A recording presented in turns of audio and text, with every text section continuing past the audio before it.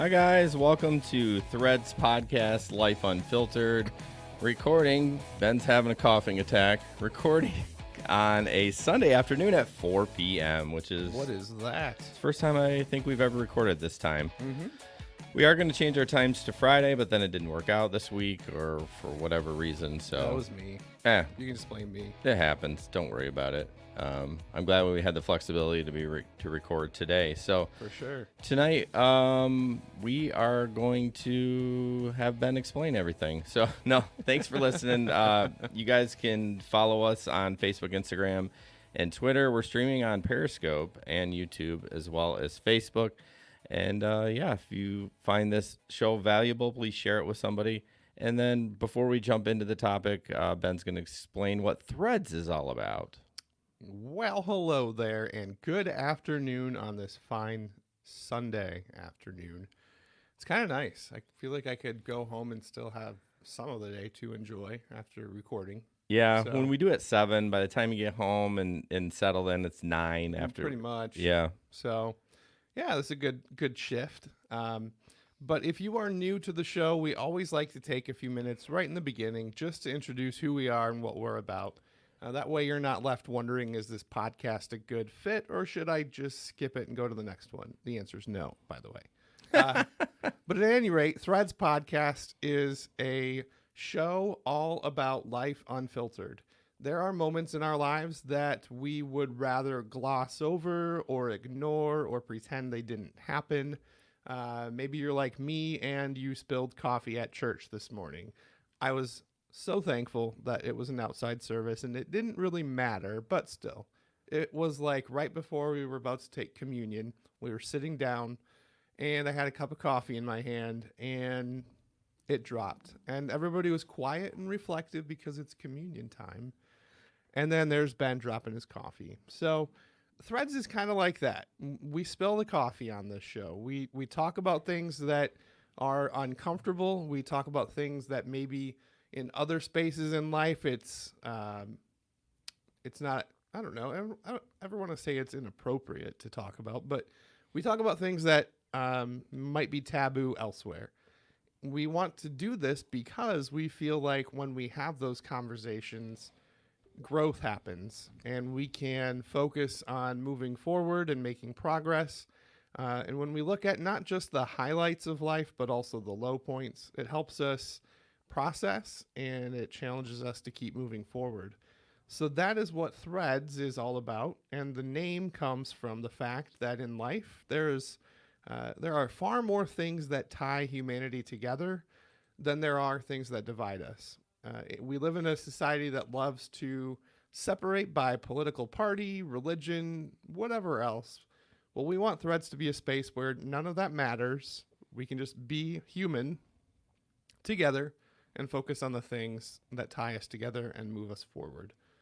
So that is the idea of the Threads podcast. And with that, I'll hand it back over to Jason to tell us about tonight. Tonight we're going to focus on mental health, one of the 3 buckets: mental health, faith, and uncomfortable conversations. And couple the headlines we're going to talk is mental health emphasis versus physical health emphasis, COVID and mental health, and I'm scrolling, mental health and the workplace. So kind of some heavy stuff, especially with the COVID. But yeah, I think it's going to be a good opportunity to really dive in. That's what we're doing with these buckets, is just a little bit deeper instead of just glazing over, the topic. We're going to really talk about it. No really personal update today. We'll get that probably next podcast. Yeah. I don't know. Other than Ben spilling his coffee at church. Right. That's about all you'll get. Our church has these squares for carpet, so you can I know you were outside, but they can actually remove the square and put another one in instead of like replacing the entire carpet. So it's kind of a cool setup. I bet a lot of churches have that. Yeah. Coffee galore. So first off, we're going to do a kind of a test. Ben knows all the answers because he's smart, but he's going to... Well, I took the quiz. I'm not telling you. I don't remember all of the answers. I know. So don't give me too much credit. I won't. Trust me. Trust you. Trust me. All right. So he's going to ask me these questions, and then you can kind of play along as you listen to, and as we kind of get started with the mental health topic. Yes. What do you know about mental health? What supplement can help reduce depression beyond the effects of antidepressants alone? Is it vitamin D, vitamin B, magnesium, or omega 3s? I'm gonna say D, but I'm sure that's the right answer, right? Or it's not. You are correct. Okay, but I do take magnesium and omega 3s, but I know omega 3s more for your heart, but I know magnesium can help too. Yeah, but omega 3s, it says a review of over 10,000 people with mental health disorders suggests a omega 3 supplement can have a powerful positive effect on reducing depression. Oh, so it was omega 3s. Yeah, that was D. Oh, I said vitamin D. I meant vitamin D. Oh, you said the letter D. I'm so confused. I Me thought too. it was vitamin D too because you hear that from the sun, but no, it's D as in. Well, I was letter in this D. weird, like you were reading omega 3s. I'm like, what? In my head, I'm like, why is he reading omega 3s? Okay, 'Cause you said D.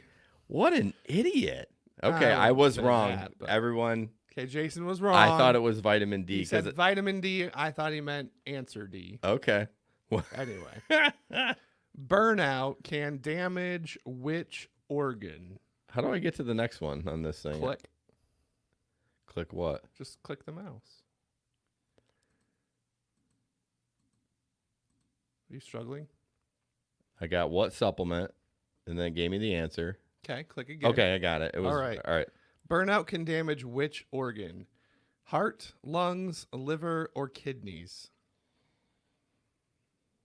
Uh, Well, first of all, what is burnout? I guess that'd be a good place to start. well, I'm assuming it's mental health burnout. Yeah, like I when mean, you're just done. yeah, you're toast mentally. I would have to say heart. I would have to say you are correct. Burnout can heighten the risk of atrial fibrillation, AFib, by up to 20%. People with AFib have an irregular heart rate, a condition which increases their risk of having a stroke, heart attack, or dying prematurely. Here's Oh, boy. a really interesting one. We should pull up our stats for that. No. Because we all know how I would rank. What number of minutes of social media use is linked with poor mental health? A, 30, B, 5, C, 40, or D, 15? I'm going to go with A30. You are correct. Oof, man, you do pretty good except for that first one. Yeah. A 2019 study of teenagers found that as little as 30 minutes of social media use per day was linked to increased mental health risks. Spending more than 3 hours was obviously even worse. Right. What is the number of minutes of exercise needed per day to boost memory? So, no, this seems, I mean, maybe it's just about not actually struggling with mental health because, I mean, like memory, I guess, is mental, but I don't know. It's just a weird question. I'm going to say 45 minutes. Oh, I'm an idiot. 10 minutes. The study found that only 10 minutes of light exercise was linked to increased connectivity in the hippocampus, an area of the brain involved in memory. You always feel better after you exercise. Oh, At least I do. yeah, 100%. Maybe you feel sore the next day, but Well, you feel better physically, and it helps dopamine too. yeah. It's clear the terrible when mind. you start. Ugh, no kidding. All right, next question. What has been shown to be resolved during REM, rapid eye movement sleep? Stomach ache, emotional distress, shortness of breath, or satanic possession? This is the weirdest quiz. Like they throw the satanic possession. I'm gonna say emotional distress. I'm pretty sure that's the answer. Yeah. But yes, it is. It's interesting, though, because you're sleeping, and yet your brain is doing work to settle distress with emotions. So I would have to lean towards that. When you have sleep apnea, you can have some issues with, Oh, yeah. Because you're not getting that REM sleep. For sure. So I was just listening to a podcast where they're talking about they're getting tested for it, which I need to at my physical. But I'm like, I don't feel super tired during the day. But that brings up a good point about like the emotional distress. Like, I Yeah. wonder if that is playing a part of it. It's crazy how it's all tied together. Yeah. I have a CPAP, and it's amazing. Are you really good at wearing it every night? Every night. Even Wow. better now that I have a new mask. I was always using a full face mask, and it would sometimes leave marks, and it's just embarrassing in the morning. But now, the last time I had a mask fitting, the tech showed me this one that is like for side sleepers, which is me. The hose, instead of going onto the mouth, it's on the top of your head. And then like there's the pipes or whatever that bring the air to your nose and mouth, but it's not like a full mask. So it feels like it's not there as much. And Yeah. it's not so tight and suctiony to my face. So yeah, it's incredible. In my head, I would hope that if I do have it, it would help. But God, what a pain in the ass. Like, now you gotta one more thing to maintain. Yeah. Yeah. I mean, depending on your humidity levels, I like mine lower. You just fill your tank once or twice. Well, every other day or every night, depending on what Okay. setting you like. Not bad. But yeah, it's incredible. Sleep is important to mental health too. And that is the final question. So I just thought that was a fun little quiz to get things going. The next up that we're going to do, now that we got our 5-question quiz out of the way, is I found a video that makes this really good comparison between mental health emphasis versus physical health. And one thing that quiz showed me is that they're super intertwined, and I think this video does a good job of explaining that as well.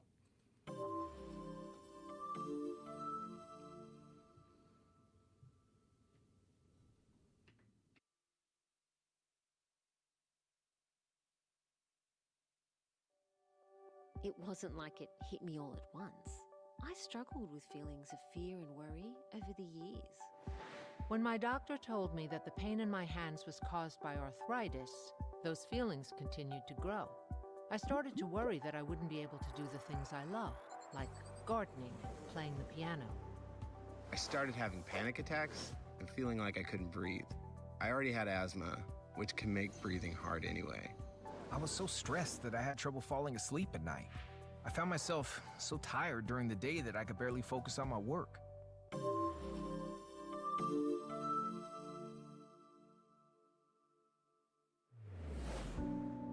It never occurred to me that mental health and physical health were so closely connected. I guess because you go to different kinds of health professionals for help. But I saw a news story that made me realize we really shouldn't think of them as two different kinds of health. We're joined today by Dr. Ellen Welch, a medical doctor who says we should be thinking about our health much more broadly. Doctor, what kinds of things besides our physical health are important? Thank you for having me on today. And yes, that's correct. When we talk about someone who is healthy, we are talking about physical health, but also mental health, social well-being, and other resources a person needs to live a full life. That sounds like a lot more than just curing someone when they have a fever. You're right. Health isn't just the absence of disease. It also refers to a person's ability to bounce back from an illness or other challenges in life. There are many factors that contribute to our mental and physical health. Some factors include a person's genetics, their environment, their relationships, their education, and their employment. These all impact a person's ability to lead a healthy life. So what can our viewers do to improve the kind of health you're talking about? Certainly eating a healthy diet and getting regular exercise as directed by a physician are keys to good health. It is also important to have healthy coping skills when challenges come up in a job or a relationship. Having healthy social relationships can also contribute to a person's overall well-being, including their mental health. Hearing that, doctor, helped me understand that my stress was doing more than just impacting my physical health. It was also starting to hurt my relationships, affecting how I spent my free time, and seemed to make me feel overwhelmed. In fact, learning that mental health is the way our thoughts, feelings, and behaviors affect our lives helped me realize I needed to address my ongoing stress as a health issue, both physical and mental. I talked about this with my doctor, and he connected me with a therapist. I still meet with my therapist from time to time. In addition to the diet, exercise, and physical checkups from my doctor, my therapist has helped me learn to manage my stress, develop healthy relationships, and a more positive attitude. Each and every day is filled with unique ups and downs, but understanding the link between my physical and mental health has made a big difference in my ongoing recovery journey.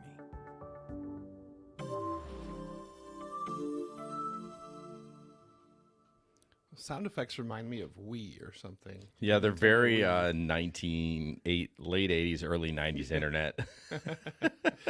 Yeah, but the reason I picked that video is because it's a little cheesy maybe, but the information is just great. It really got me thinking, why do we have such a tendency to separate mental health from physical health? It's like when we talk about them, they're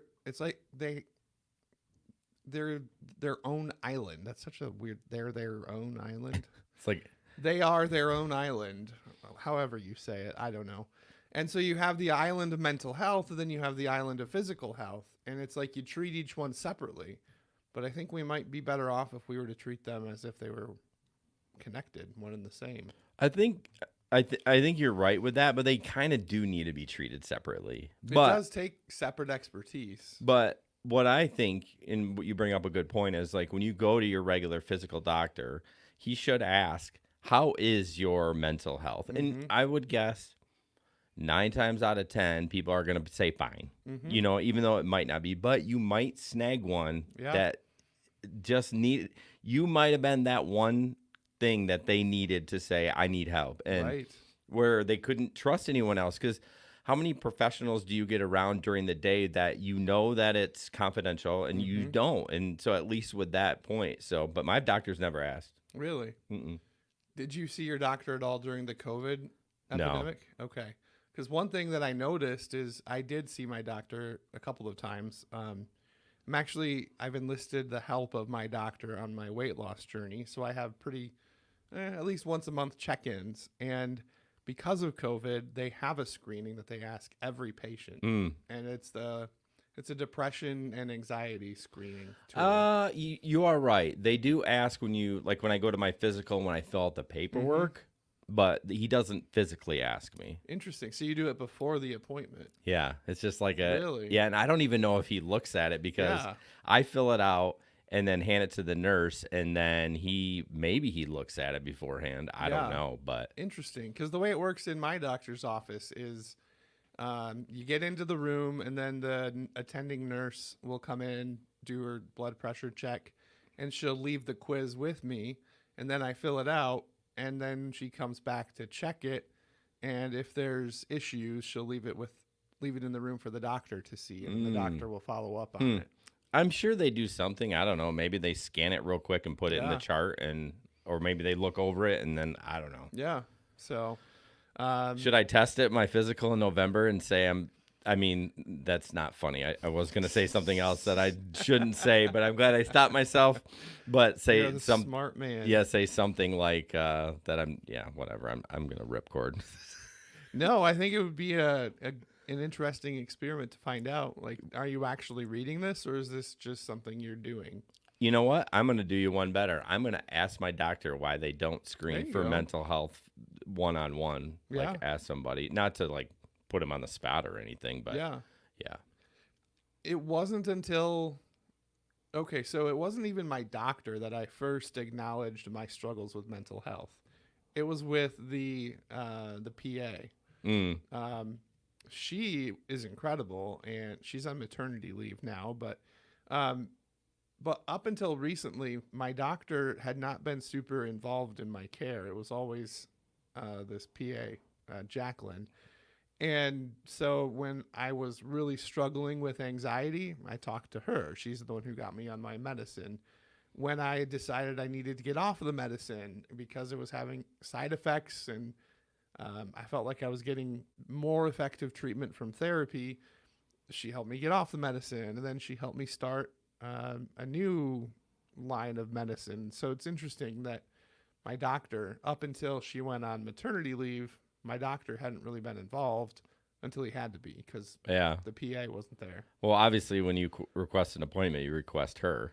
I do. Yeah, well, I mean, she's I've essentially learned. your doctor. She's just working under Yeah, him, so exactly. he doesn't care. So, and she's so much easier to get to schedule with because Yeah. doctor's always booked. So Yeah. Huh. yeah. Oh, we kind of sidetracked there, but that's okay. No, but a question I have with that is we all see Planet Fitness and all the gyms, all the CrossFit, all these different things that promote physical health. And I don't think that's a bad thing, but at least in my perspective, gyms are super attractive and it's like the place to be.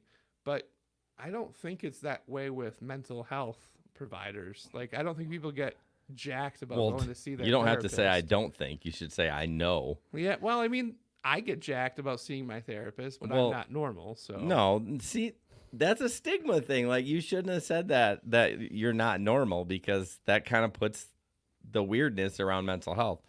No, I don't think I think we get excited about it because we've seen the benefits of Right, it. for So, sure. and that's a kind of the same thing with the gym. You work out, you see benefits.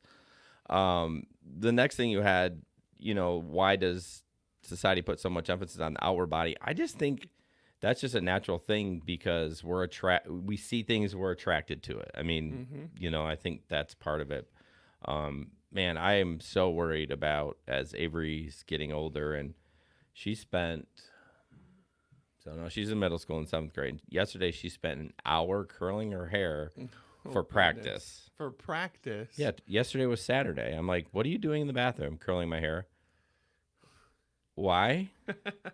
She's like, just because I want to play around, which is fine. I mean, it's totally fine, but she's never done that before. On a Saturday morning.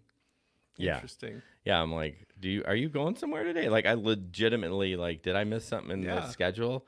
She's like, no, I'm just doing it. And like, those are the kind of things I'm worried about. And that's natural, I'm sure, of course, becoming in middle school and being around people. But yeah, it's the outside thing is way more important. And I think the stigma thing that you talked about, or that we're kind of talking about, I think it kind of starts at home with the parenting. Mm-hmm.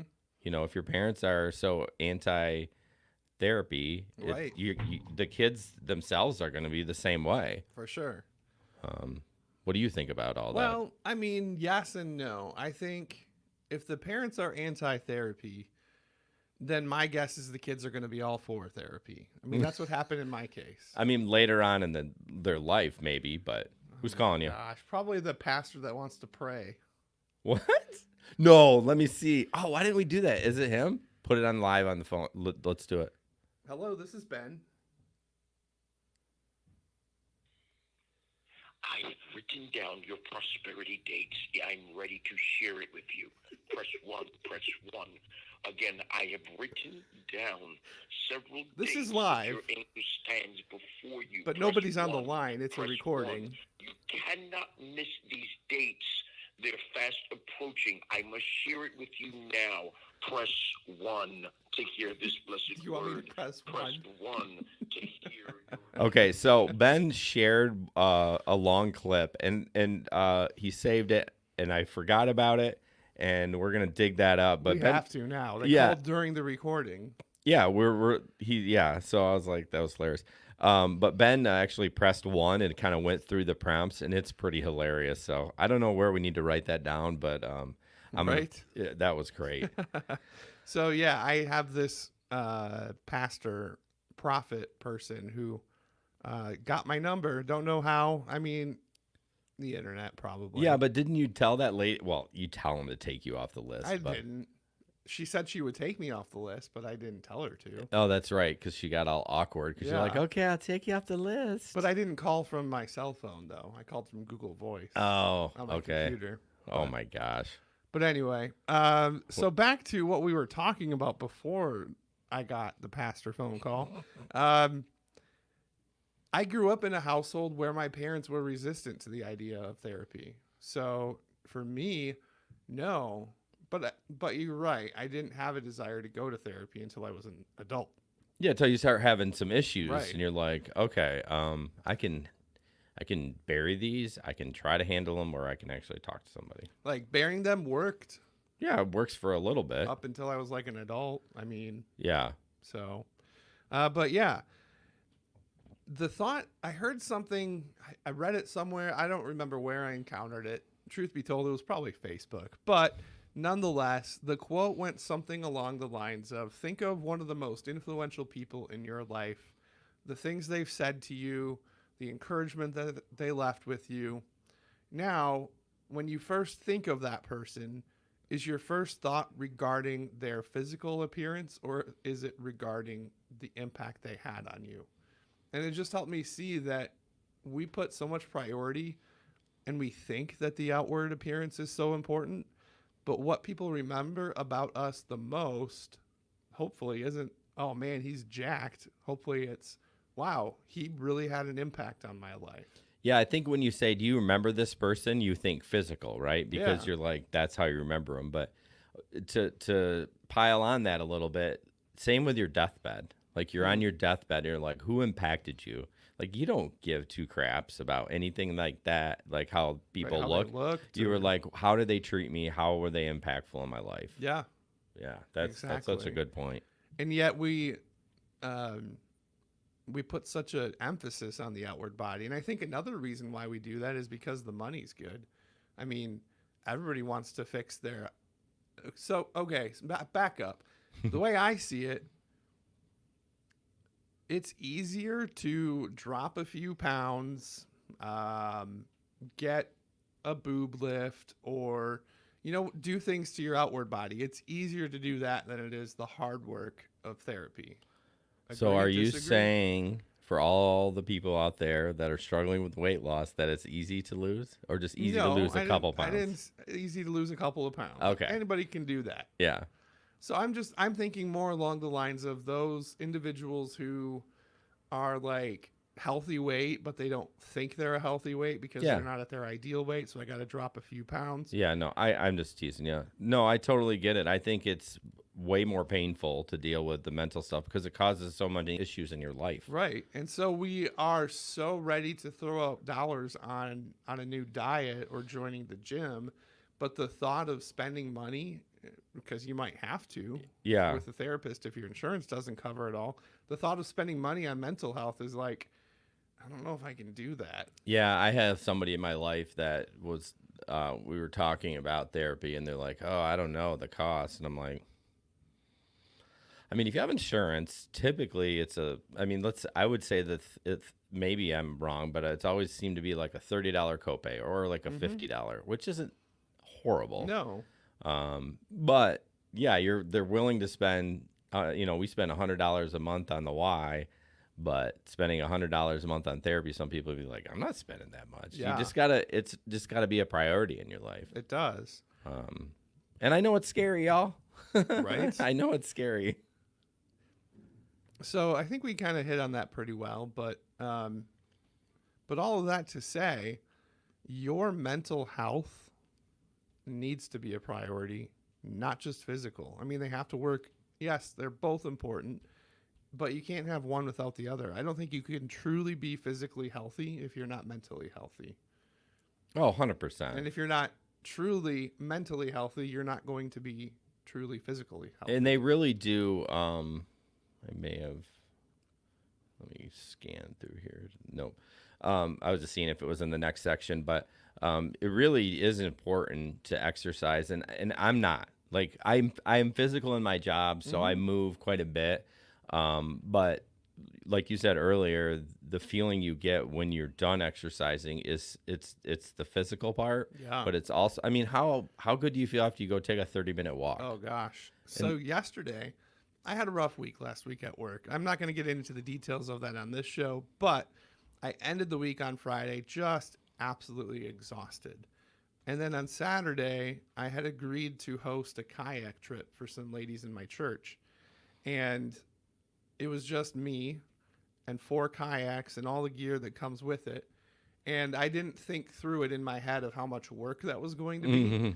So I had help from Andy loading up my car when I was leaving, but I pulled into the park to unload everything, and I've got to get 4 kayaks down to the water, and then all of the gear, and then life jackets, and it was a lot of work. And then assist them to getting in the kayak, because if you've never kayaked, it can be a little wobbly getting in. And so it's just a lot of physical labor. And there were a couple of gals that, one of them needed help with a life jacket, and one of them needed assistance getting into the kayak. And there's just a lot of movement.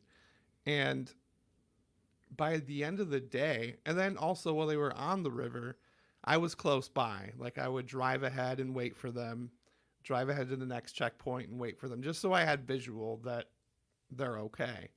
And that was a lot of hiking.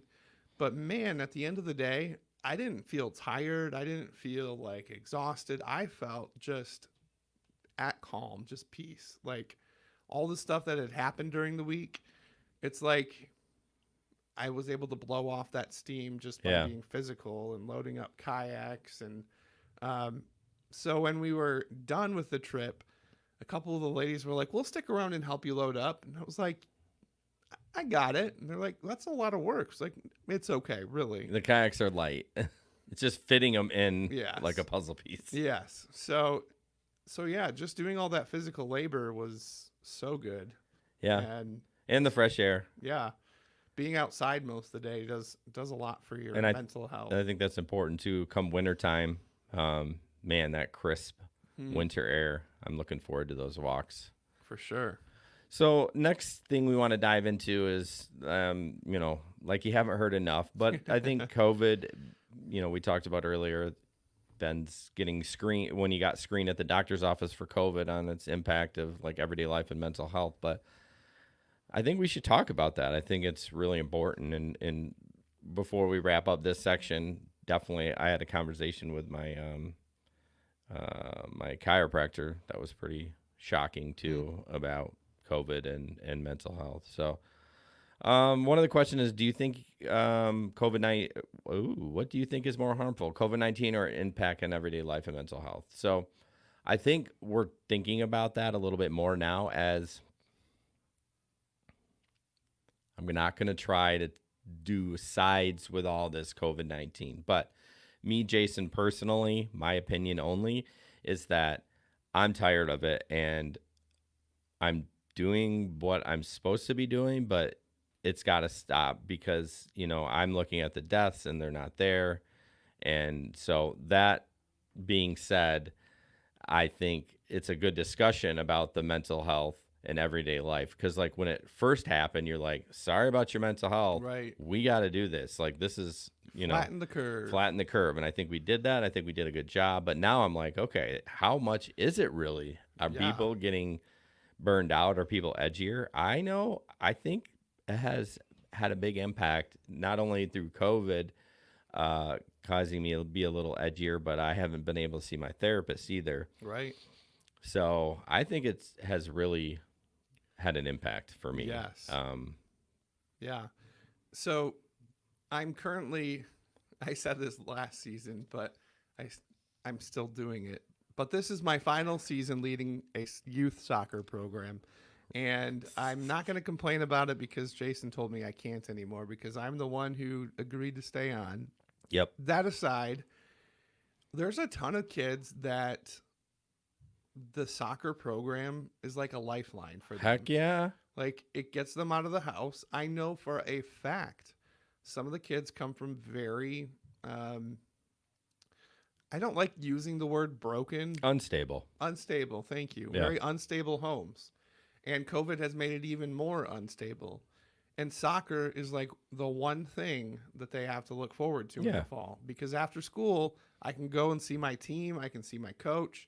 And then on Saturdays, we're going to have a game and we're all going to hang out and have a snack afterwards. Yeah. So when that was taken away in the spring, it had a big impact on kids. And when we were finally allowed to do it this season, there were so many parents who were just so grateful, and so many kids that were like running to the soccer fields as quick as they could.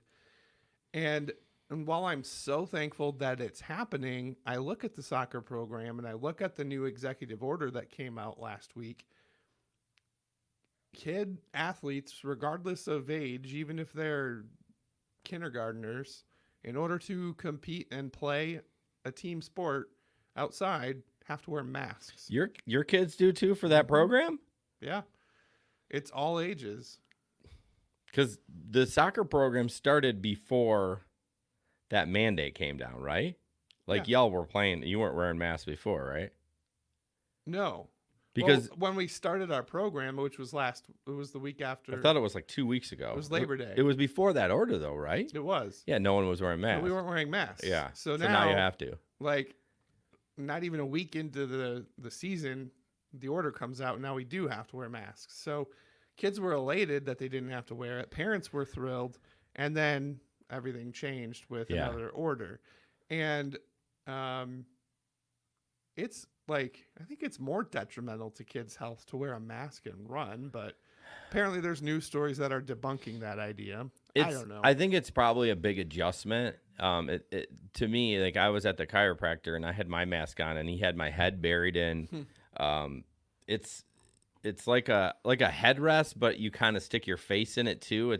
Well, kind of like one at the massage parlor with the hole, but it doesn't have the hole. Oh. I was weird. It was a little. I was like, okay, we're jammed in this hole, and I mean, I think they'll be fine.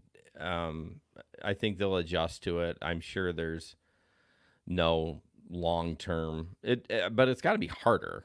Yeah. To perform, you have to breathe harder. Yeah, you would think so, but yeah. So that's frustrating, but at the same time, I am grateful that they just didn't unilaterally cancel the entire season. I know. So I know it's good that things are getting back. So a couple of things about that we want to talk about, like is wearing a mask all day, isolation, disconnection that is created by social distancing, shortened school weeks, increased in virtual learning, abusive parents at home with kids, parents unable to teach.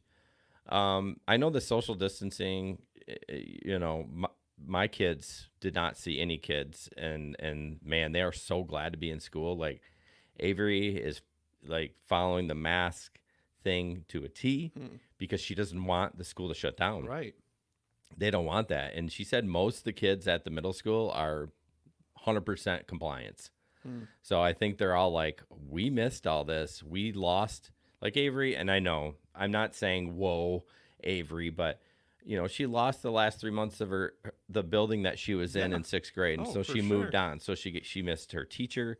She missed her amazing principal. And then, it's just like, write it off. And I get it. High school people had to deal with it. But so it's important to them for their friends. And I know that has been a huge impact.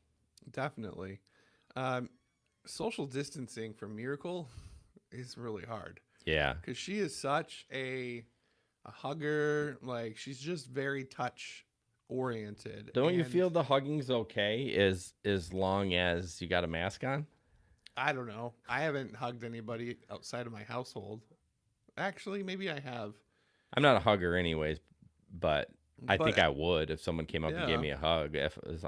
Honestly, if they gave me a hug without a mask on, I would probably do it. I've done handshakes, which is really interesting. It's odd because in some interview settings, they'll reach out their hand at the end of the interview, and at others, it's just like, well, due to COVID, we're not going to shake hands, but it was a pleasure meeting you. Oh, they actually said it? Mm-hmm. See, if someone just go wash your hands, just put sanitizer, just don't do it in front of them because they know why you're doing it, but I would feel a little weird. Yeah. But I'm a handshaker too. I don't put my hand out, but if they do, I will shake it. Exactly. It's hard not to. That's just human nature. Didn't like our first interview we had back from COVID, I wouldn't shake hands. Like now I'm like, why didn't we just shake hands and wash our freaking hands after we were done? We're a bunch of freaking idiots. Oh, well. Yeah. I got you. You were talking about something, Miracle. Yeah. She's so touchy-feely. So it's really hard for her to be social distancing. And even today at church, like, we're new to the church. This was the first time our whole family had been there. And I so badly just wanted to shake hands with the pastor, or, my wife gave an air hug to somebody. I'm like, that's so This weird. is ridiculous. Yeah, I'm like, come on. When is this going to stop? I'm just so ready for regular. And I'm fine, like, Yeah, the church thing too. There was a couple that came in. I did production today, and I sit way in the back. Like I wear a hat in. Like I don't even do my hair, so I'm like I'm not seen. I only do stuff in the back. It's like in a back room, like way in the back, Nice. not in a booth. And the first couple that came in, they come in and they sit down and they take their masks off, and I'm like, okay, I understand. I don't like it either. I'm tired of it. But the rule of the church right now in the executive order is this is what we have to do. So please just follow the rules. Right. Like it's not. And then, of course, I came out of the booth and they're out there talking with no masks on. I'm just like. And I think that right there, too, creates division and separation. And those things are detrimental to mental health. Our associate pastor went hard in the paint today. I should pull the clip because she didn't specifically label things, but she was hot about the division. And I think they're getting a lot of feedback both ways from the church, and she's tired of it. Oh, I'm sure. But that has a tremendous impact on mental health. Yes. It's crazy. Yeah. So another thing that's happened in light of COVID is something, again, that we feel deeply with Miracle. School weeks are now shortened significantly, at least for us. Our kids go 2 days in person, 2 days virtual, 1 day off. And for our son, he's rocking it. He loves it. He prefers this way because he still gets to go to school and see his friends. But then Thursday and Friday, the work that needs to be done, it's not synchronous, whatever it is, synchronous. It doesn't have synchronous is when the whole class is doing the same thing together virtually. They're not on the off days? See, that's weird. So the teachers just give him a list of things to do, and then he does them and completes them, and then he's done. Well, see, that works great for your kid, but what happens to a kid that is not a self-starter like that? Then it puts all the pressure back on the y'all. Or a kid who has significant ADHD, learning disorders, disabilities, whatever you want to call them. Yeah. What about kids with an IEP? Yeah. How in the world are you going to meet the criteria of an IEP when you're not even in the building? Yeah, I don't know what Sully's resource teacher, she said half the kids went virtual. And I don't know if it's because they were they couldn't handle the mask or whatever, but I was like shocked. I'm like, you have half your, I mean, she still has the other half of the caseload, but in person was only half. I was kind of shocked by that. Man. And then we talked about abusive parents at home. Yeah, that, that's tough. Like, what do you do? And that's where I, again, raise that question. What's more harmful here? COVID or putting kids in a home with parents who are abusive or alcoholics or addicts? I mean, whatever. School used to be a sanctuary for kids to escape those things. In regards to that too, there's an article to share socially this week about how they're letting kids not have their cameras on when they're teaching. Interesting. Which is a little weird, and I think they should keep them on because I think you're going to catch some of that stuff. I think the kids are worried about being embarrassed or whatever, but I think it's good to have it on, and I think they should. I mean, it's accountability. If you have it off, you could be playing video games, and it's exactly what my son did once. Yeah, I mean, towards the end of the school year last. You kind of have to have accountability, but we can touch on that later. Yeah. And then the last thing, and we'll move on, is parents unable to teach. Well, okay. I sent my teacher, Sully's teacher, an email, and she sent this math homework home, and I'm like, this is fourth grade. I had to have Avery help him because it's all this weird stuff. What is this theory? And it's not stuff that I learned. And we're talking fourth grade math. I mean, it's pretty simple. Even adding. I tried to tell Sully how I did it, and he just looked at me like a deer in headlights. I'm like, simple, carry the one. I don't think they do that. They don't. Yeah, It's okay, so that's the thing. I don't know how to teach them, so we got on the right page with that. But yeah, I think that's another issue with the mental health of the parent at that point. Yeah. And then the silver lining to COVID as far as mental health goes, what are some of the positive things? Because you should have some positive. Kids not being bullied, positive relationships between families, If they're there already. Right. And more time to seek out resources. Yeah, I think all those are good. I think the bullying probably isn't as big of a deal because there's the internet and they're bullied 24 hours a day. Yeah, positively, yeah, more time. I mean, I know I spent this spring, I spent a lot of time with the kids with the throw together online and online learning. I said online learning. So before we take a quick break, I do want to talk about the conversation I had with my chiropractor. Now, again, his name's Jason too, by the way. Oh, I call awesome. him Dr. Jason. But this is my opinion and his too, so this does not reflect Threads podcast at all, or Ben. But he talked about, I just said, oh, I'm so frustrated. Like I'm ready to get back to life and everything. And he goes, yeah, I know, me too. And we both are wearing our masks. We're doing what we're supposed to do. Like we're fine with that. But he goes, I'll tell you, man. He goes, I know more people through talking with patients that have killed themselves than have tested positive for COVID-19. And I was like, damn. He told me, he goes, wow. He goes, it's 9.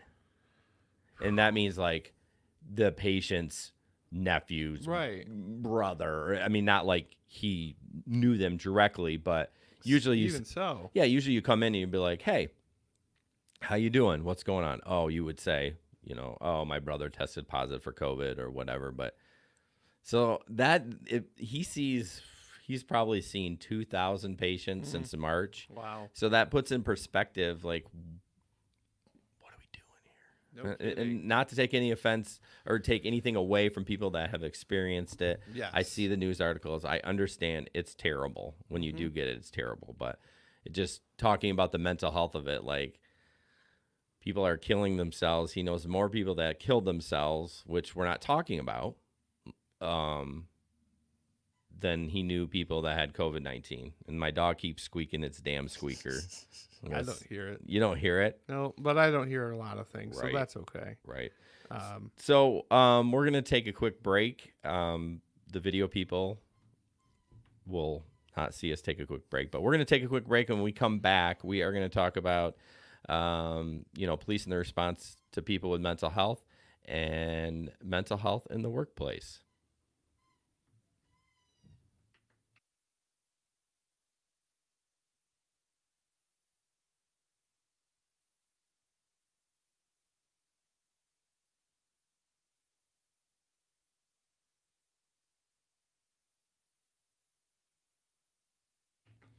All right, we're back.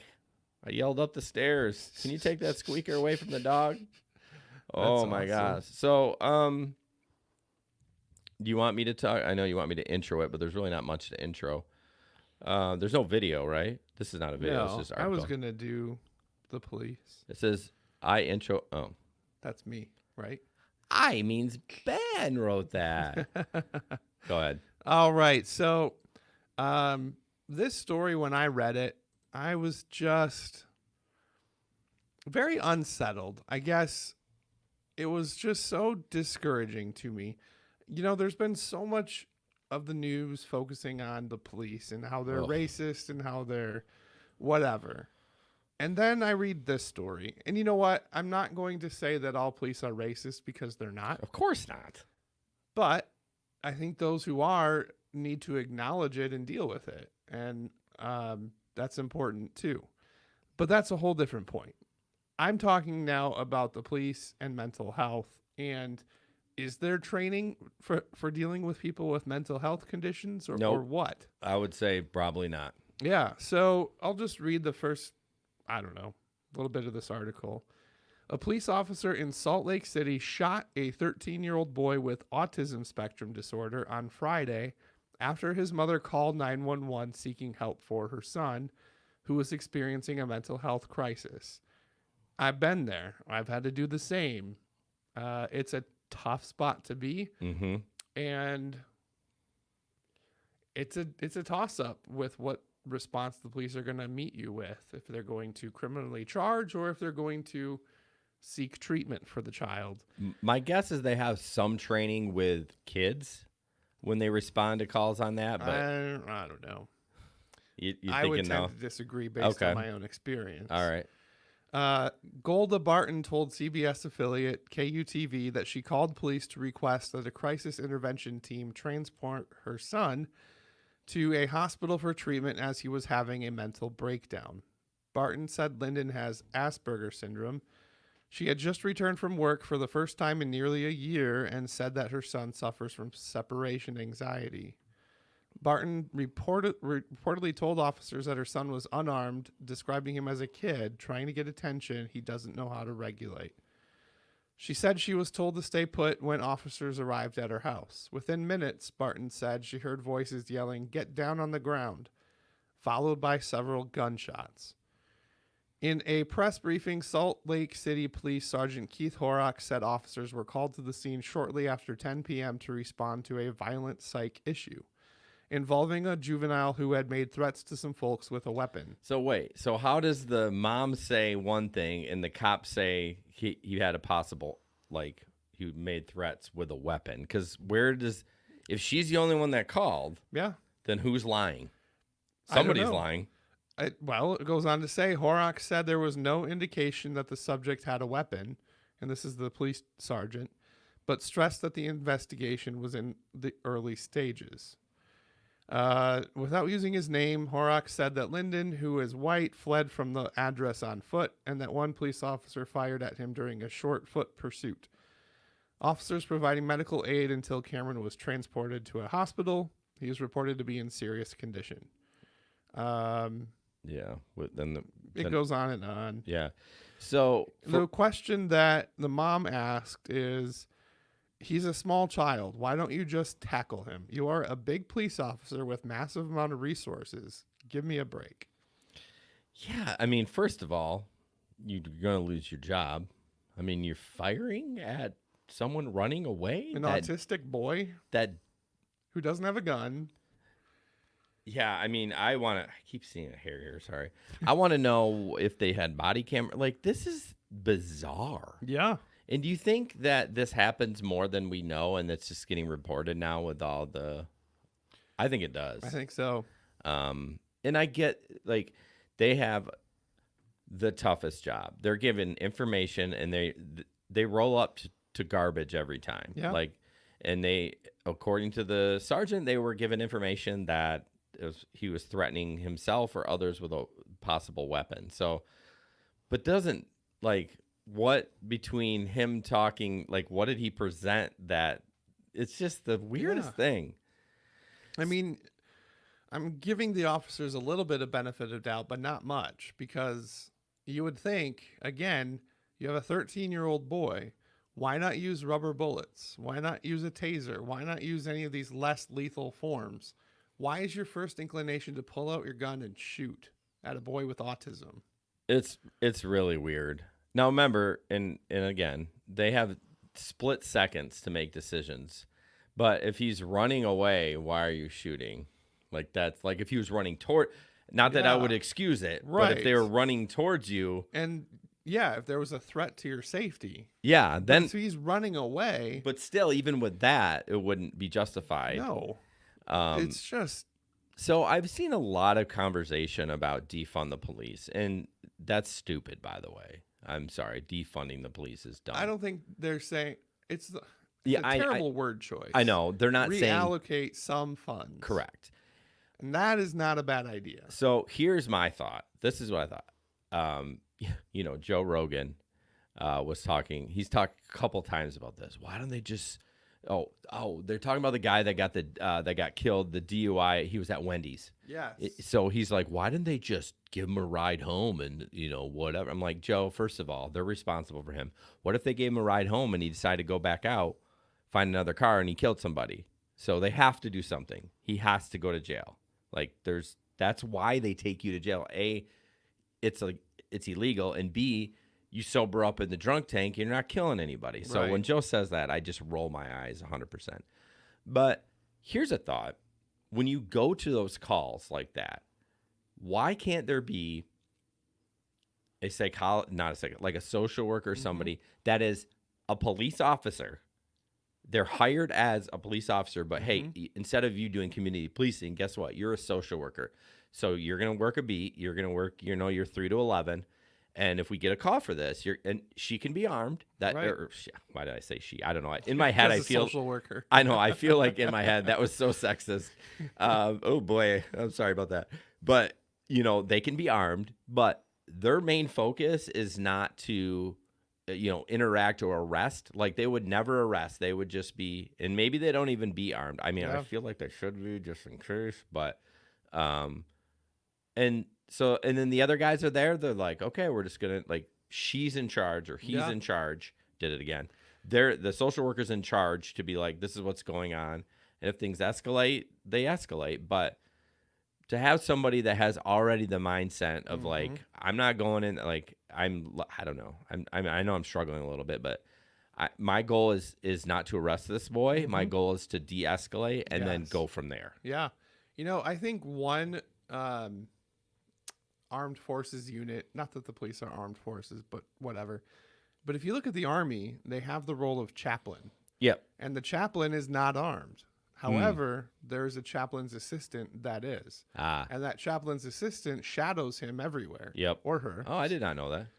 I just did it too. So anywhere the chaplain goes, the assistant is right behind. And part of the assistant's job is to protect the chaplain. Interesting. Because the chaplain's not armed. I only know this because one of the students that was in my youth group in Oregon, he went on to join the Army and was a chaplain's assistant. And then after he did that for a number of years, he ended up getting just an incredible job with a contractor that works in the Pentagon. So damn, this is a side trail, but because I worked closely with him and knew his story, a U.S. government official, that's how they introduced themselves to me, said, I need to come and speak to you at your place of employment about so-and-so. So-and-so. And I was like, okay, are they in trouble? And they just said in a very stern voice, no, this is a matter of national security, and I need to hear your feedback about him. Okay, well, come on in. It's a little strange. That's interesting. So, not a lot of people can probably say that. Yeah. That they've had the Pentagon reach out to them and say, we need to talk to you about so-and-so. Yeah. He's getting a job here. So I don't know if they contract with somebody. I'm not sure if the person I met face-to-face with was a government employee, but I was definitely Probably was. contacted, and it was very interesting. Huh. So that is an interesting side trail. But where I'm going with that is, why don't we try something like that with the police? Yeah. I know of a number of departments in the past have had chaplains before, and they probably still do. Yeah. But I think with a lot of the government, with the economy crashing and changing, I think money was reallocated away from those programs and put elsewhere. But I think that might be a good way to go in dealing with some of this mental health stuff. Chaplains would always show up at the horrible car accidents where people died. Well, why aren't we sending a chaplain out to a psych call where a 13-year-old boy with autism is having a really hard time calming down? I can almost say with certainty, there's no excuse that they fired on that kid. Yeah. Like, I get it, a domestic situation, those are so volatile. There's a lot of feelings going on in there. And I don't know if a social worker, I don't think that's the right place for them. Yeah. I think maybe after it's de-escalated, Sure, making sure everyone's having resources. Right. But on this one, I think that would be a perfect opportunity to, and you've dealt with it too, to step in and say, let's try to, but have somebody, right. Gosh, I didn't know that. That's a great idea. Yeah. So, but in my own experience, I'll say it, both my kids, we've had to reach out for help. Yeah. And it's a crapshoot. And we learned that our input and our requests, we have to make them known as soon as the officers show up. Like, we're meeting them on the driveway and saying, this is what's going on. We are calm, lucid parents. We just need help.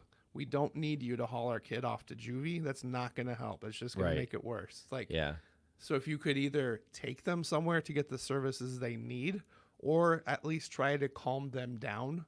Like, that's what we're looking for you to do. We're not looking for a fight. We're not looking for pressing charges. We're at the point where we can't do this on our own as parents, and we need some outside help. Well, see, there's the problem. You said to calm them down. They're not going to, like, if a cop shows up, like, that's going to just piss them off. You need somebody that has training in de-escalation. Well, we had one that I think she must have. Yeah, I remember that you talked about that. She Went did better. incredible with our son. Like, he was just flying off the handle and really out of control. But she spoke sternly to him and very firm, and said, I do work with the resource officer at your school, and I am going to be telling him that I was here today, and you need to know this isn't just going to go away. So either you shape up or you're going to be seeing a lot more of us. Need to figure out a way. And, it kind of starts with your local police department. I know ours had just a forum. It was more about like the racial profiling kind of thing. But I think it starts there.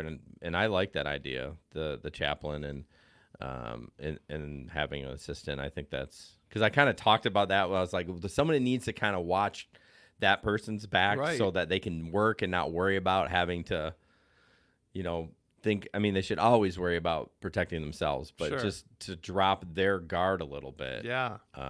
Yeah, for sure. So we're going to talk about jumping into the last section and then unfiltered finale, just mental health in the workplace. Ben's going to kind of go into that, and we'll just discuss. Yeah, so we'll briefly touch on this. We are kind of running up to that point where it's like, yeah, we've been at this for an hour. We shoot for an hour, but, sometimes we go way over. It's like I don't mind it when it's a great conversation. Right. If we're just babbling about, masks, we should probably just kill it. Right. So we'll do this justice without skipping too quickly over it, but we do want to make sure we leave enough time and keep your attention for our then finale. shut up and get to it. No, I don't want to. I like talking. I like transitions. So where I'm at currently in life, again, I'll get some more details in future episodes, but suffice it to say, I'm looking for a new job. And this is something that I encountered a number of times. When you're filling out the applications, they'll often ask you about disability. And I always wonder, what even is a disability? Yeah. I wear hearing aids. I wear glasses. Does that mean I have a disability because I can't hear or see without assistance? And then I thought to myself, and what about all those people that are dealing with crippling depression or anxiety? Are they supposed to check that box? No, see, I don't think so. And I think the disability, what they're looking for is like, okay, if you're going to be a FedEx driver, you really can have, like, you got to be able to lift certain pounds. Right. And if you have, whatever, maybe you lost your arm in an accident or something and you can't do it, I mean, you just can't do it. Like, they need to know that. Right. But, think about it from this way, too, then. The same would apply. Like, if you're applying for a high-pressure job and you True. are really struggling mentally and you can't, what are we doing to screen for that? I don't know, but like if I would never check that. I always hate checking. I don't know what I have, to be honest with you. I have an effed up like brain sometimes, and from being a child or from my childhood. So I just write anxiety. There you like go. that's just what I write. But I would never write it on a job application. I know. Because it's like they're not supposed to discriminate, but let's face it. They probably do. Yeah, well, my brother-in-law, he's better now, but he's like, the man's not going to tell me what to do. And like, he had this long hair and all this stuff. And they're like, you're going to have to cut your hair.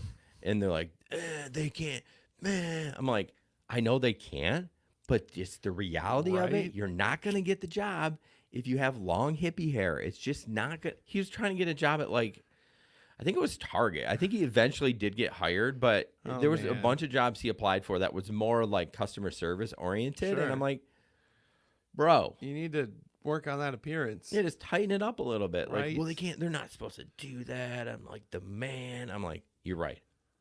They're not. but they do. They will. And what are you going to do about it? I mean, even how open it is with tattoos, I still see people that I meet look at my tattoos, which I'm fine with. Maybe they're looking at them that they're like, oh, that's cool. That's Or cool. maybe they're looking at it like, oof, this, this guy's a punk, especially when I'm at church. It's hilarious at church. And just wait till I get it fully all sleeved up. It's going to be awesome. Nice. But no, I would not check anxiety. And I don't think, although the question is depression or anxiety a disability? I mean, I guess I need to know what the definition of I don't know. But disability. Yeah, that's just something that I've encountered recently and just kind of made me think. So so you're saying when you filled out the apps, do they still fill out applications? Do you do it online? You do it online. It's all Okay. the forms that you would fill out when you submit, like And all the stuff that you used to do on paper. It's just Yeah. Did online. it say? Did it ask about disability? It did. does. A number of them did. So What would you think if an employer asked if you've ever dealt with depression or mental health?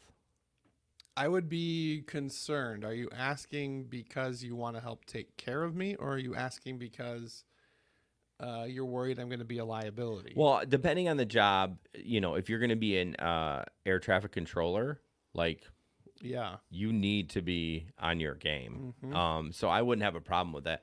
I don't know. I would. It's surprising like that you didn't take it as a positive look. Like you're always looking at the nicer side. I think it would be something that they're looking at to see. Although I don't know. Yeah, it's tricky. Yeah, I'm kind of pulling that back a little bit. Yeah, I don't know why they would ask. Yeah, Other than if it was a high pressure job, Right. They would want to know. for sure. And I think that's appropriate. Yeah, So- where it kind of jumps into the armed forces, police, and pastor. Like, can you imagine if a pastor check I have depression, anxiety, which A lot of them do. Surprise. yeah, they do. They do. And where does the pastor go to get help? Hopefully other pastors or whatever, but Or they don't get help. yeah. It's so sad. Yeah, that's the next thing I wanted to bring up is jobs where it's not okay. And I would put that in quotes because it should always be okay. But Yeah. there are jobs where, unfortunately, it's not. You were talking about the man and your Yeah. brother-in-law. It's the same thing. Yes, we shouldn't feel like we have to hide these issues, but if we're in these positions, it's almost as if we're expected to. And we'll just start with pastors since we already brought that up. But the church I go to now, even in a church that values mental health and has programs in place to assist with that, our worship pastor, I never met him because this was before we attended there, but he committed suicide. And, At City Life? hmm Mm. And it was devastating to so many people. Oh, I can imagine. And in a church where people are open about their mental health, it was a really dark time. Yeah, I in the bet. church. So, and to this day, his legacy lives on and he's remembered, but that was a very difficult season. And it just goes to show again that when you're in this position of spiritual authority, people are looking to you, you feel like you have to be everything to everybody. And if you're not taking care of your own self, it's going to wear on you eventually. And so many pastors burn out and get to a point where they may seem super successful on the outside because of all the people that they're helping and reaching and lives are changing. But what about them and their soul and their mental health? And, I've been in the position of pastor. I've never been a suicidal pastor, but I can see why and how it gets to that point. And so for me personally, I make it a point to regularly check in with my pastor friends, just say, how are you? Yeah. Like, seriously, how are you doing? Because there's not many people that do that. And Yeah. We talk about the stigma. I feel it's got to be really high for them because how can you go to your congregation, or you wouldn't go, but you're worried that someone's going to find out that you're getting mental health. Right. And so you're like, oh, I'm supposed to be helping people. But on the flip side, the old church we went to, as much as we really didn't like the main pastor, it was a recovery church for alcoholics. And I really loved the recovery pastor. I'm like, look at this badass. Right. Like he was a drunk Well, I mean, they say you're always a drunk. He was a drunk. His life was in shambles. And I looked at him, and I actually have more respect for him. Sure. Because I know him. I didn't know him as the drunk. So maybe it's easier, like, not knowing him as the drunk, but to respect him because he's a great pastor. So to me, if I had a pastor that, hey, 20 years ago, I was in dark depression and like I battled, like I would have much more respect for him. Now, Right. real time, if Pastor Terry, I wouldn't feel bad because I'm pro mental health, but I can see why they hide that stuff. Yeah. Yeah. And it's a shame. It is. Yeah. It's like the church puts them on a pedestal, and then they themselves stay on that pedestal. And it's that place of that imaginary pedestal that keeps people from getting the help that they need. And then we talk about police and armed forces. They kind of go hand in hand. But we had a guest that we haven't aired the interview yet, but he was talking about, was it in the Army? Or I can't remember. Chris Misterick? Nope. The guy who he's like a hardcore gym guy now, but he had a history. Tyler? Yes, Tyler. So Tyler had a background. I think he was in the military, and we were asking him about mental health, and he's like, honestly, guys, when you're in the military, Yeah. you can't talk about that stuff. And if you say you have it, you're out. Yeah. They're not going to kick you out, but they're like you're off duty right then. Yeah. Which, again, if you are let's say you are active duty and you are carrying a weapon, it's true. I feel like I don't think you should be kicked out, but I think you should be again, that's why they don't, because even as a cop, they're like, they don't talk with their psychologists on staff because they're worried that they're not going to be able to work because, Right. because look at the shit they see all the time. Like, how can you not talk to somebody? I mean, at least, guys, if anyone's listening that's a police officer, at least talk to someone outside of the police Yes. department. Don't use the in-house one if you're worried about losing your job. Exactly. But I think it's important that they should be not I want to say demoted. I'm not saying that, but just take a leave a little bit if they are. Right. Don't delete that. Why'd you delete that? Because I thought you were skipping it. No, I was highlighting it so I didn't forget about it because I wanted to talk about it. Okay. Ben is a deleter. He came in there messing with all my crap. Sorry. So, I'll just go to it since you deleted it. Jump right in. So I can relate to this a little bit, not because of anxiety. People might not know I do have a little bit of a record back in the day.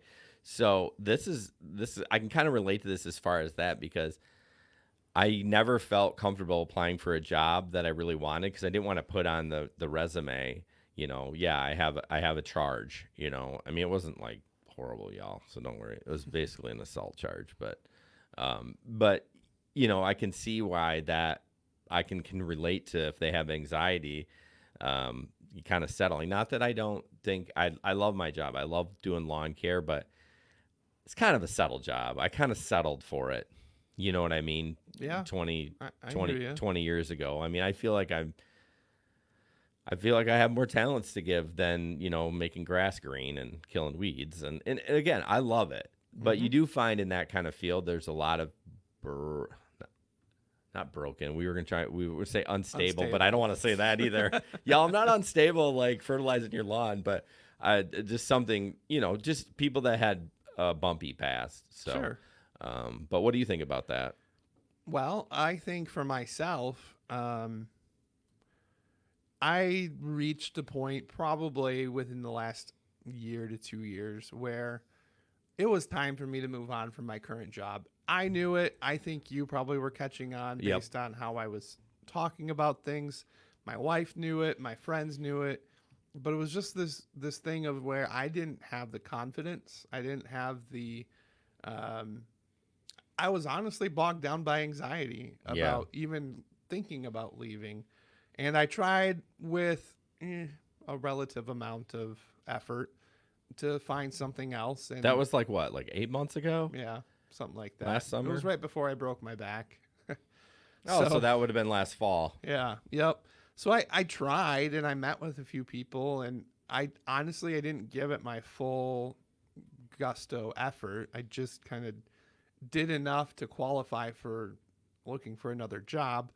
But yeah, I would say I was definitely kind of stuck. And until things just started shifting in my department at work and things were just kind of getting off the rails, if that wouldn't have happened, I'm pretty sure I would have just stayed there for another, I don't know, however long. Yeah. But instead, now that that happened, and now that I'm in a position where I need to find something else, it's like, okay, I can do this. I actually am really good at my job. And so, yeah, I think people settle for jobs because they're stuck in their anxious thoughts. Or Yeah, they're they stuck can't get past in- it. Yeah. It's a big deal to move on. Like, I tried to move on the UPS, and a month later, I called them back and said, "Can I come back? Like, this isn't for me," you know. So, I mean, it's challenging. It's Yeah. challenging. For sure. And then, should employers contract with mental health therapists to see clients on job site? So, what do you mean about that? Like, We were how- talking about the if you're a police officer seeing a counselor that works in the building or whatever. Yeah, I mean, I think everyone should have a mental health person on staff, but that's not going to happen, you know? Yeah. Well, I don't even know if it's a good idea because, like you said, of course, confidentiality is supposed to be maintained, but what's stopping True. the therapist from saying, you know what, I can't go into all the details, but you might want to consider. Keep an eye on so-and-so. Yeah. Ooh, yeah, you're right. Like, that's just not a good spot. And again, I think in a police department, I think that's great because they're out there with weapons. Right, You know, they're for dealing with the sure. public, and if they're a little unstable, someone should know. Yes. And I think that probably is a lot why not, you know, there's the racial part of it, but I think, you know, the autistic boy, I mean, like, why did that even happen? Exactly. Like, somebody's under a lot of stress or maybe is not qualified.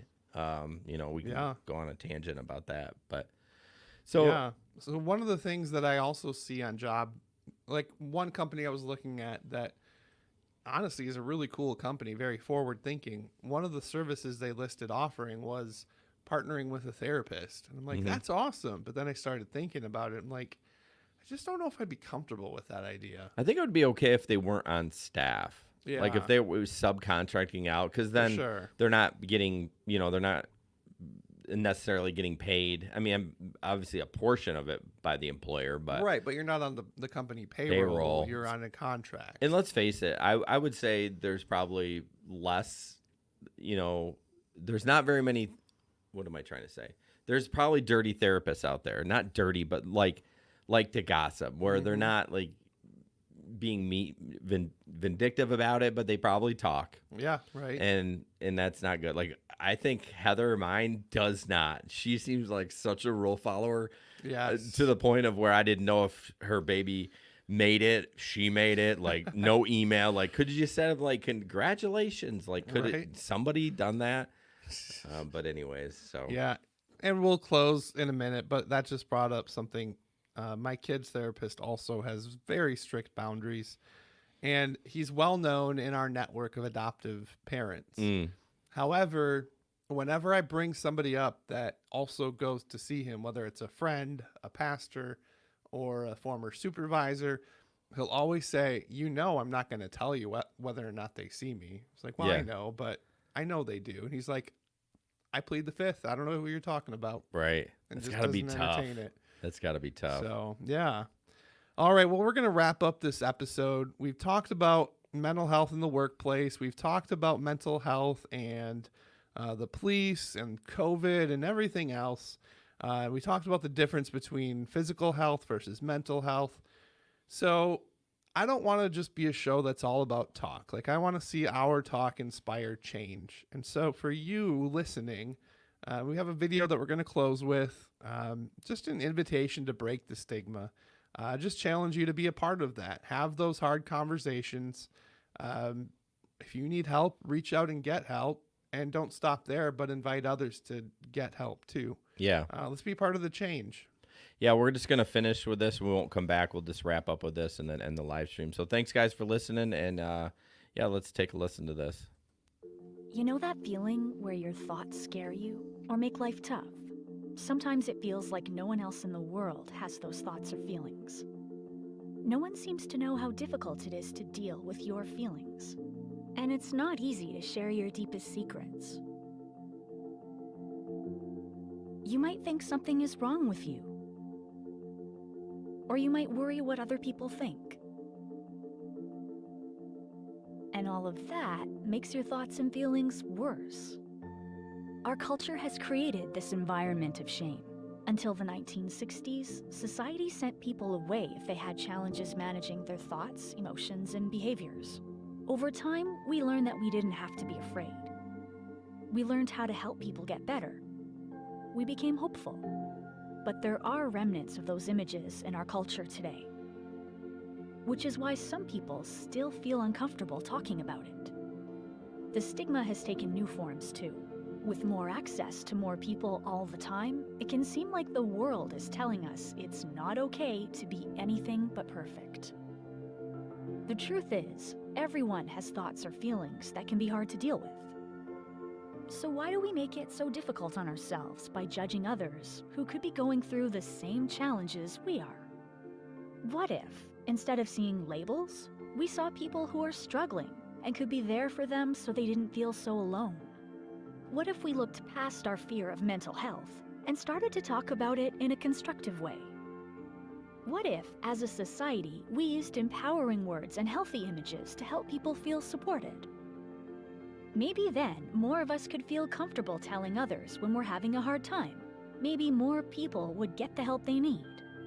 And maybe one day we won't have to talk separately about mental health and physical health, but just health. The truth is, each of us has the power to change our culture. Will you join us?